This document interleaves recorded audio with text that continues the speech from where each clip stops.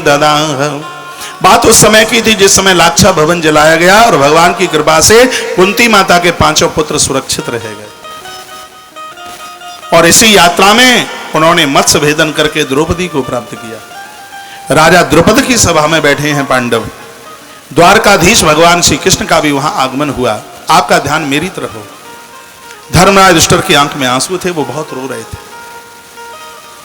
भगवान द्वारकाधीश ने खड़े होकर युधिष्ठिर के पास पहुंचकर आंख के आंसू पहुंचे और कहा, बड़े भैया मैं तुम्हें दुखी नहीं देख सकता।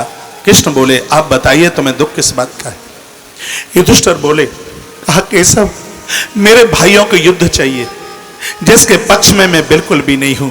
युद्ध का मतलब है कि 500 साल पीछे चले जाना। और जीवन का है केशव बहुत ज्यादा दुर्भाग्य होता है। जीवन के बहुत बड़े कोई अपराध होते हैं तब कोई व्यक्ति लड़ने की और युद्ध करने की बात करता है।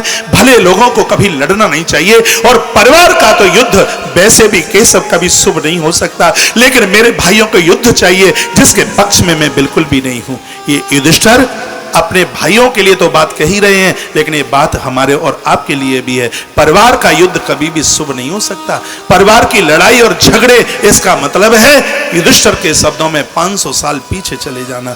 मेरे भाइयों को युद्ध चाहिए। आप बताइए केशव, क्या गांधारी मां हमारी मां नहीं है? दुर्योधन को मार करके हम मां गांधारी के चरणों में प्रणाम करें, क्या उसके आशीर्वाद के हम अधिकारी होंगे? हे केशव, आपसे मेरी प्रार्थना है, मैं आपसे प्रार्थना करता हूं, कैसे भी मेरे भाइयों को समझा दीजिए और मैं युद्ध के पक्ष में बिल्कुल भी नहीं हूं। ये युधिष्ठिर का संतोष बोलता है। गौधन गजधन वाज धन और रत्न धन खान, जब आवे संतोष धन। जिसके पास संतोष की पूंजी है उसने तो पूरी दुनिया को जीत लिया है। युधिष्ठिर की विजय का कारण उसका संतोष है।